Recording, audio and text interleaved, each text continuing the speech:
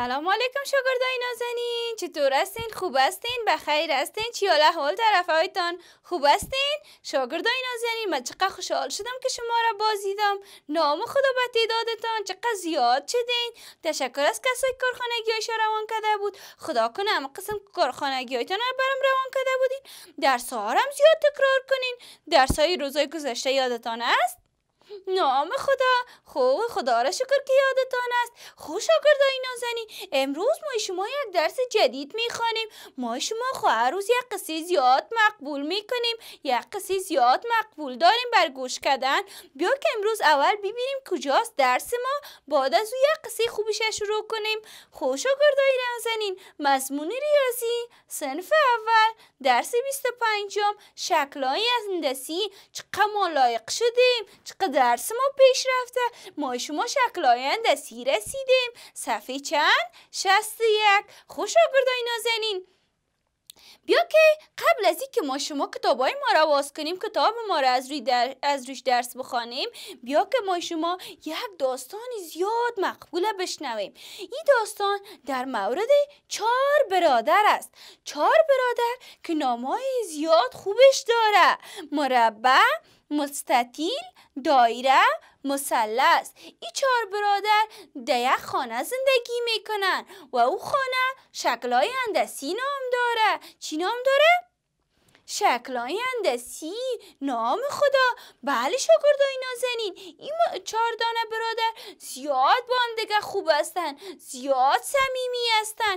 خوب یک روز اینا تصمیم میگیرن برن مسافرت، برن سفر کنن و هر آن چیزی که شبیه خودشان هسته نام بگیرن.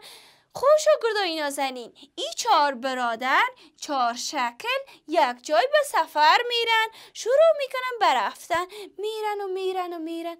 بله، اولین شکل مثلث. وقتی مثلث کوه ها را میبینن با تعجب میگه بله، میگه سعی کنین کوه ها شبیه مثلث است، یعنی شبیه ماست. بله شاگردای نازنین، مثلث شکل خود پیدا میکنه که او چی است؟ کوه ها است. بله شاگردای قندور، بعد از این نوبت مربع، مستطیل و دایره میمانه.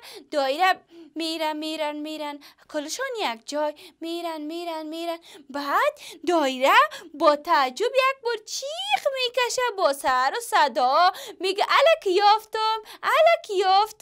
کلگی بیادرها متعجب میشه، میگه چی یافتی؟ میگه من شکل خدا یافتم.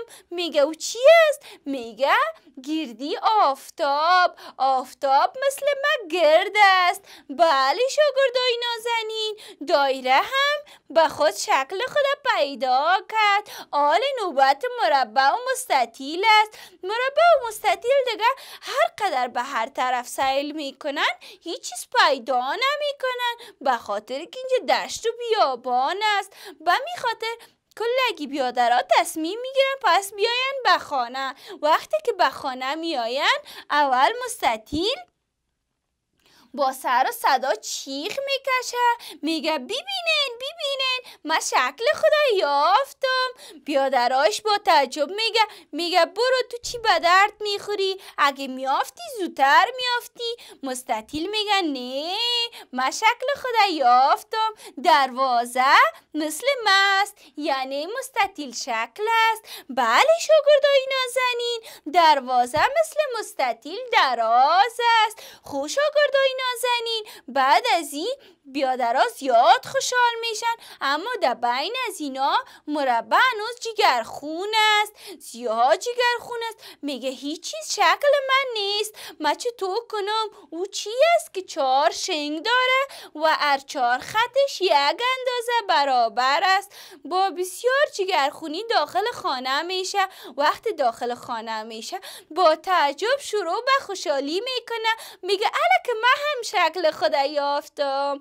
بیادراش از اینکه مربع حال خوشحال است یا هم خوشحال میشن. میگه بگو شکل تو چی است؟ خانهشان 4x4 برابر است و 4 شنگ داره. میگه خانه شکل ماست. بیادراش زیاد خوشحال میشن و اینا همیشه در صلح و صفا زندگی میکنن در شکل‌های هندسی، در خانه‌ای که به نام شکل‌های هندسی است. خوش شاگردای نازنین، ما یک قصه بسیار زیاد خوبش فهمیدیم. حالا کتابک‌هایتان آواز کنین که این شکل‌ها را داخل کتابم ببینیم. صفحه 61. واز کنین صفحه 61 هم.